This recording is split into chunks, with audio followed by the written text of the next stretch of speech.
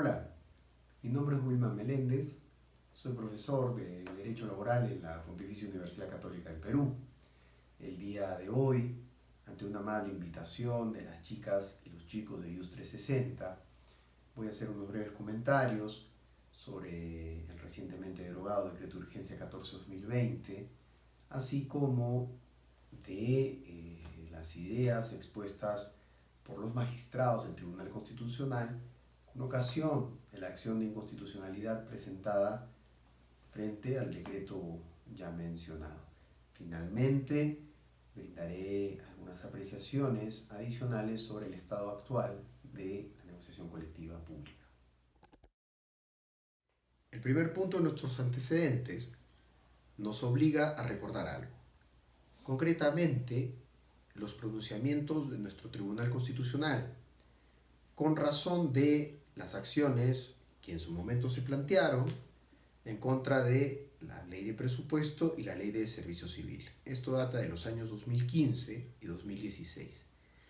El asunto de importancia en ello es que dichas leyes contenían artículos que limitaban la negociación en cuanto a cuestiones de índole económico o remunerativo, razón por la cual el Tribunal Constitucional falló indicando que dichas leyes eran contrarias a la Constitución. En consecuencia, el Tribunal Constitucional exhortó al Congreso de la República a emitir una nueva ley sobre la materia en la legislatura ordinaria que correspondía al periodo 2016-2017, concretamente en la primera legislatura. Durante este lapso, el Tribunal Constitucional estableció la vacancia de la sentencia, ¿no? Sin embargo, cuando pasado el tiempo el Congreso no reguló lo que debió regular, en la práctica legal se bifurcaron los entendimientos. Había quienes entendían que la vacancia se extendía hasta que el Congreso de la República legisle lo que se le solicitó o lo que se le ordenó. Y había quienes entendían que como el Congreso no había legislado, operaban para las negociaciones colectivas en el sector público las normas que de carácter supletorio habían sido utilizadas en el pasado. Posteriormente se produce un hecho histórico social que ya todos conocemos.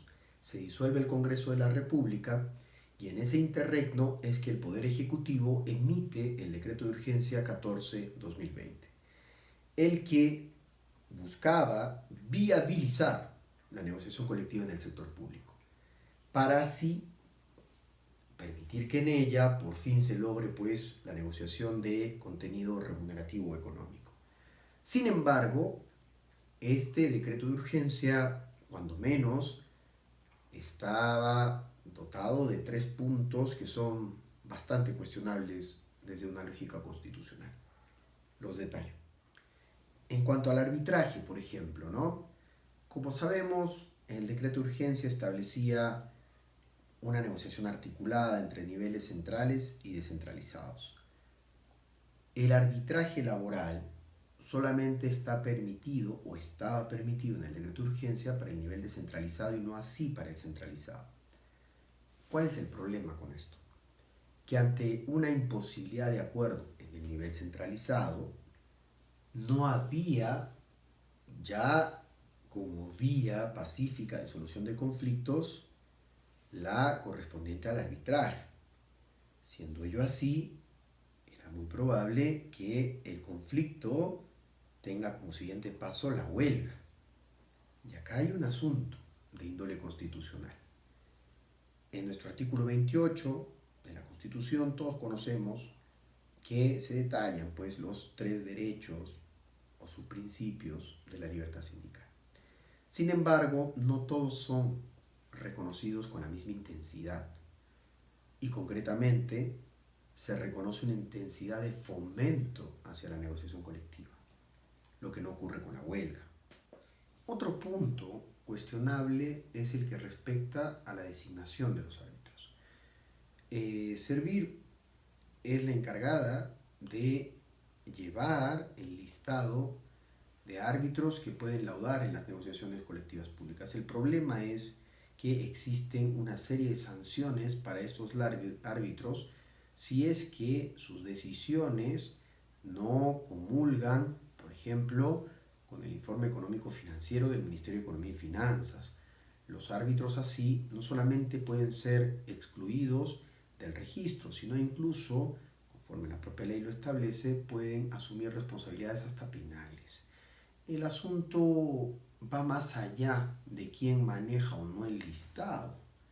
El asunto implica que lo que corresponde, de acuerdo a un entendimiento constitucional de esta materia, es que se promueva una libre elección de árbitros por parte de los involucrados en la negociación colectiva, lo que no ocurría. Con lo antes dicho, llegamos al tercer punto cuestionable, que es el carácter vinculatorio del informe económico financiero del Ministerio de Economía y Finanzas. Si bien esto no se dice literalmente, al establecerse sanciones drásticas ante su inobservancia, lo que en buena cuenta ocurre es que uno no se puede apartar del mismo, ¿no? Entonces, este informe económico financiero, siendo emitido por el MEF, debe tener un cariz de preocupación. ¿Por qué? Porque el MEF es parte del Estado y al ser parte del Estado, el Estado es la contraparte de los trabajadores en la mesa de negociación colectiva. ¿Esto qué quiere decir? Que una de las partes es la que determina, a través del informe económico financiero, los topes de lo que se podría negociar. Es allí donde economistas laborales, como el economista Fernando Cuadros, indica que no tiene sentido esta regulación, puesto que en todo caso, si se va a determinar el máximo que se puede otorgar, ya no hay necesidad de negociar y se otorga el máximo. ¿Por qué habría una voluntad contraria a ello, ¿no? ¿Por qué dar lo menos si es que ya se ha determinado que la capacidad financiera y económica de la entidad soporta un monto mayor? Lo que me parece lógico. Toca en este momento comentar el pronunciamiento del Tribunal Constitucional. En tanto no reunió los votos necesarios, no pudo declarar la inconstitucionalidad de la norma, ¿no? Existen pues pronunciamientos de algunos magistrados, por ejemplo, el pronunciamiento de Miranda Canales, ¿no?, que declaran la inconstitucionalidad total del decreto de urgencia. Por otro lado, existen votos como el que conjuntamente emiten Espinosa Saldaña, Ferrero y Sardón, en razón de declarar la improcedencia, porque a su entender ya había operado el supuesto de sustracción de la materia, puesto que el decreto de urgencia había sido derogado por el Congreso.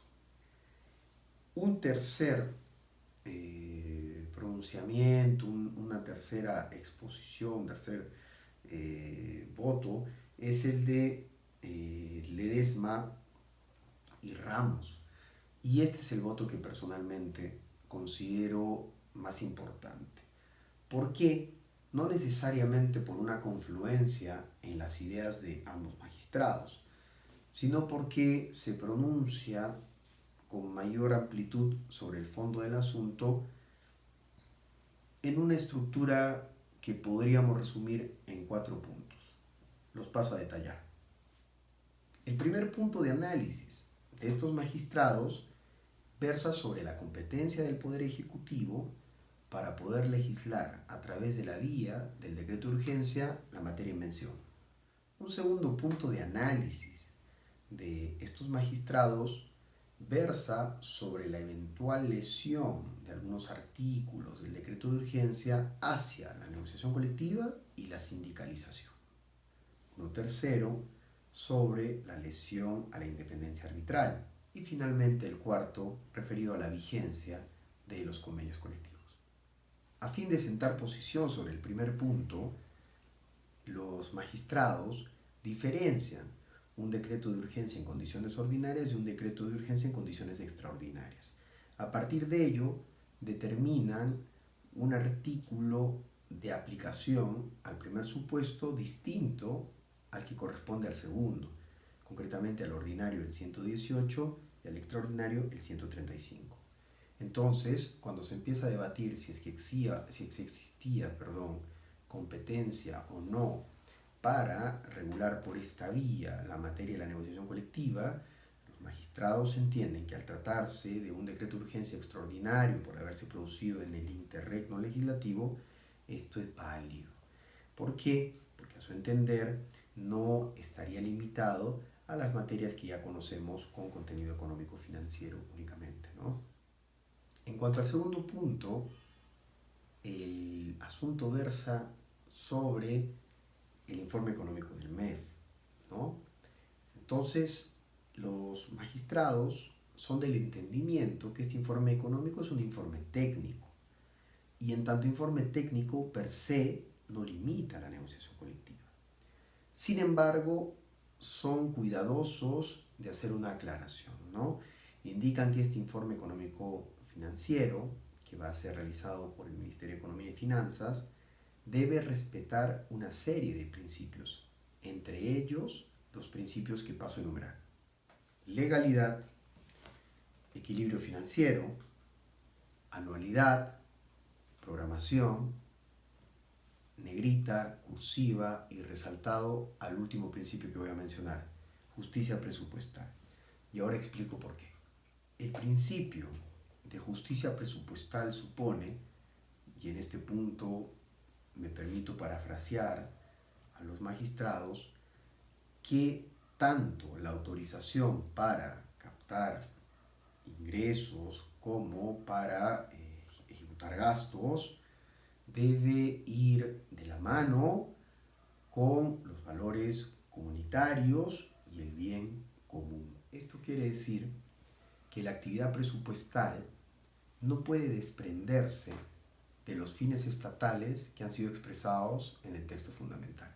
Entonces, no podría alguien, o en todo caso no podría yo, si se me permite ser el único que piensa así, entender que el principio que acabo de narrar tiene relación con el fomento de la negociación colectiva.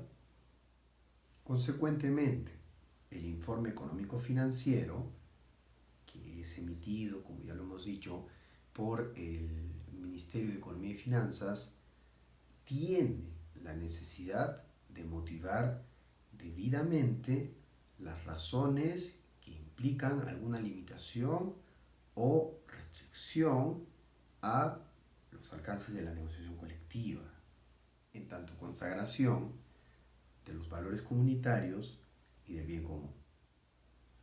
Sobre el tercer punto se menciona algo muy interesante. ¿Por qué? Porque ya habíamos hablado antes de este carácter vinculante que tenía el informe económico financiero, sobre todo por las consecuencias de su apartamiento o irrespeto, ¿no? Y el tribunal no. Los magistrados dicen lo siguiente, ¿no?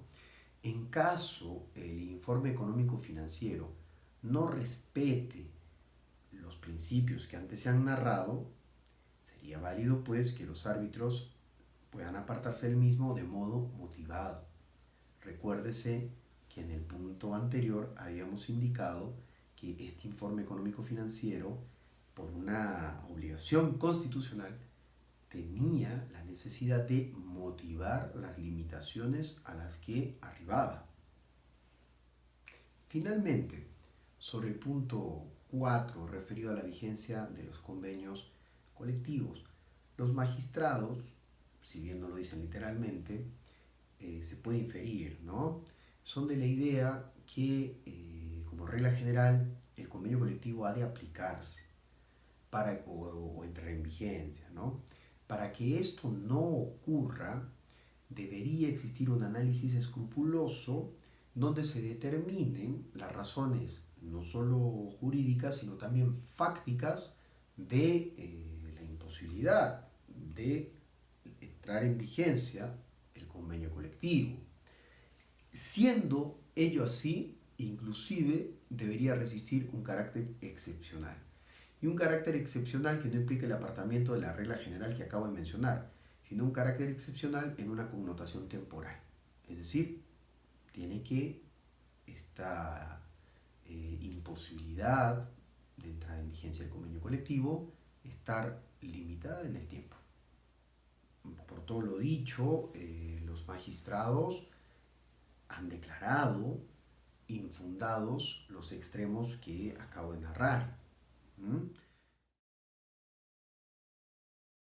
Bien, llegados a este punto, corresponde ya hablar sobre el momento actual. ¿Y qué es lo que tenemos en el momento actual? Tenemos el decreto de urgencia ya derogado y este pronunciamiento del Tribunal Constitucional que se ha expresado. Entonces, ¿estamos ante un supuesto de vacío legal? Yo creo que no. Y paso a explicar por qué pienso ello. Un primer asunto a criticar es aquella idea que sostiene que el derecho de negociación colectiva es un derecho que requiere de desarrollo legal. Y esto es así porque indican que no se puede plasmar si es que no hay normas que desarrollen pues sus alcances en una lógica conjunta del principio de equilibrio presupuestal.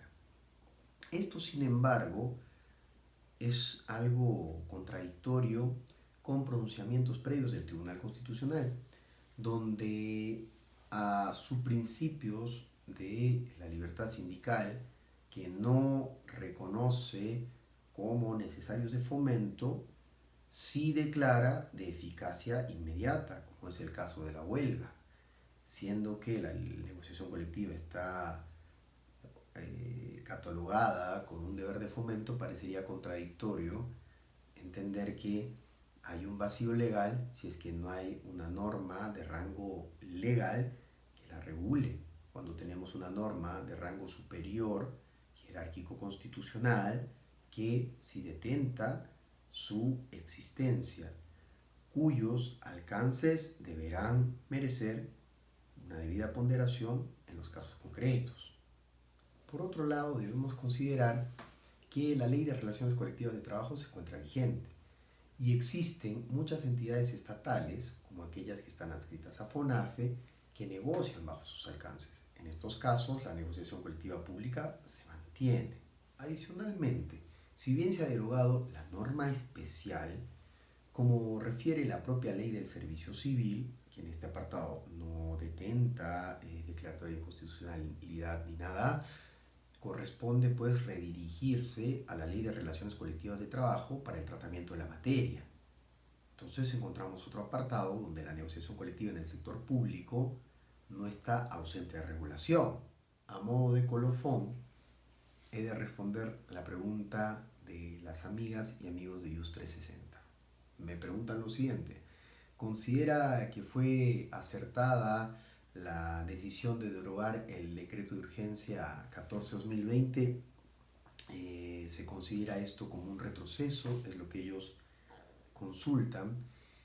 Yo creo lo siguiente: efectivamente el decreto de urgencia 14-2020, como muchos lo han dicho, ha tenido una serie de aciertos, como una serie de puntos inconstitucionales. Entonces, creo que derogar la norma no nos lleva a un escenario de vacío legislativo en materia de negociaciones colectivas públicas, como ya lo he explicado, pero sí me parece que lo que debió hacerse es convocar al diálogo social, que ya estuvo ausente en la generación del DEU 14-2020, y a partir de lo allí consensuado, emitir pues una norma que permita por fin el real ejercicio del derecho de negociación colectiva de los trabajadores del sector público. Dicho esto, es momento de despedirme, agradeciendo su amable atención y agradeciendo sobremanera la amable invitación de las amigas y amigos de Just 360, quienes, a mi parecer, realizan una esforzada labor de contribución en el conocimiento de esta disciplina que algunos tanto gustamos.